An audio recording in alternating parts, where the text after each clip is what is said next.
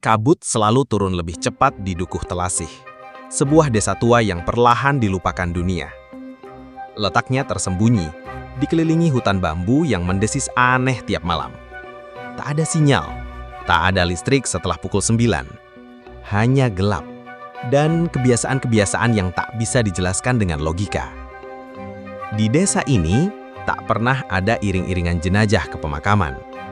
Karena orang mati akan pulang sendiri ke liang lahatnya. Semua warga tahu, semua diam. Tak ada yang berani melawan adat. Bahkan anak-anak kecil sudah terbiasa mengingat satu nasihat yang diturunkan turun-temurun. Jangan ganggu mayat. Dia tahu jalan pulangnya. Suatu hari, datanglah Raga, seorang mahasiswa antropologi. Ia datang bukan untuk mengusik, hanya membawa buku catatan dan rasa ingin tahu. Ia menumpang tinggal di rumah Pak Darbo, tetua desa sekaligus juru kunci makam. 3 hari pertama berjalan tenang.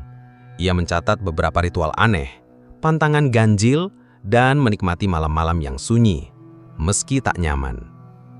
Hingga malam itu tiba, dan segalanya berubah. Mbah Kyuno, lelaki tua pembuat ukiran keris, meninggal dunia. Tak ada tangisan, tak ada prosesi penguburan.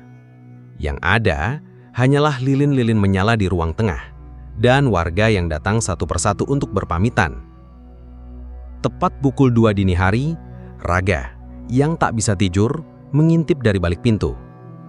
Apa yang dilihatnya akan terus menghantuinya seumur hidup. Tubuh tua itu, yang seharusnya dingin dan kaku, perlahan bangkit. Ia berdiri dalam balutan kain kafan, gemetar namun tegak, lalu melangkah keluar dari rumah. Sendirian, goyah, tapi pasti, menuju hutan. Tak seorang pun menolong, tak seorang pun terlihat terkejut. Warga hanya diam, seolah semuanya biasa saja. Raga membeku. Ia ingin berteriak, tapi suaranya hilang. Dan malam itu menjadi awal dari kehancurannya. Hari-hari berikutnya, Raga mulai dihantui mimpi-mimpi buruk. Ia melihat mayat berjalan. Ia mendengar suara-suara dari dalam tanah. Dan di balik gelap, ada sepasang mata yang mengawasinya. Pak Dargo hanya memperingatkan dengan tenang. Jangan cari, amati saja. Tapi Raga tak berhenti. Ia nekat masuk ke dalam hutan pemakaman. Tempat itu sunyi luar biasa. Bahkan suara serangga pun seolah lenyap. Udara terasa dingin, seperti keluar dari perut bumi. Di antara batu-batu nisan yang tak memiliki gundukan tanah, ia menemukan satu yang sangat berbeda.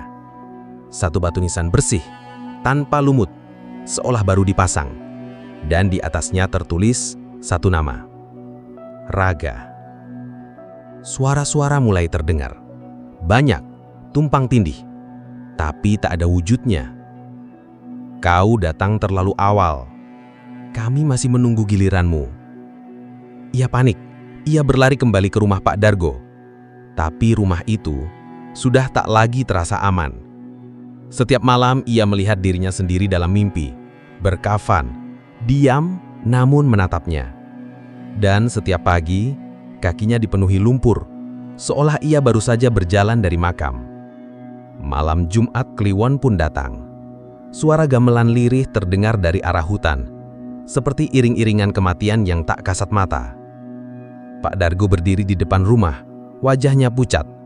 Ia memberi satu pilihan, pergi sebelum fajar, atau tinggalkan dirimu di sini. Tapi Raga menolak pergi. Ia harus tahu, ia harus membuktikan semuanya. Ia kembali ke makam. Kini batu bertuliskan namanya itu telah terbuka. Di dalamnya hanya ada satu benda. Dan dalam pantulan cermin itu bukan wajahnya yang terlihat, melainkan sosok berkafan menatapnya tanpa mata.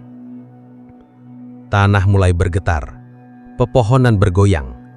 Satu persatu, dari balik semak dan gelap, mayat-mayat itu muncul. Mereka berjalan pelan, mengelilinginya, hening, tanpa suara, tanpa amarah, hanya kehadiran yang menyesakan. Dan dari jauh, suara Pak Dargo menggema. Setiap yang datang dan mengganggu harus diberi tempat. Tempatmu sudah kami siapkan. Raga berlari, tapi tanah di bawah kakinya runtuh dan menelannya dalam sekali hentakan.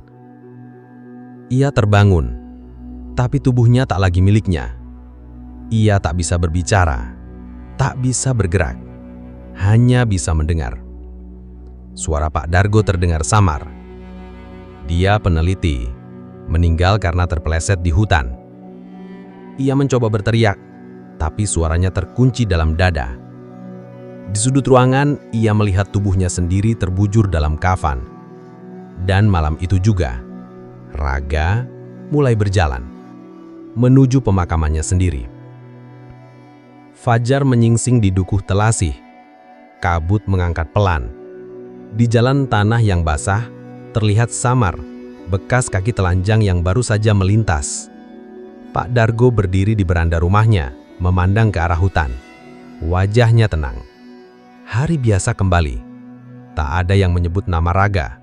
Tak ada yang menanyakan kepergiannya. Hanya satu batu baru muncul di pemakaman, tanpa nama.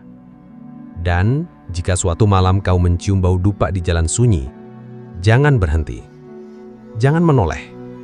Mungkin seseorang sedang pulang. Seseorang yang tak lagi bernyawa, tapi belum benar-benar mati.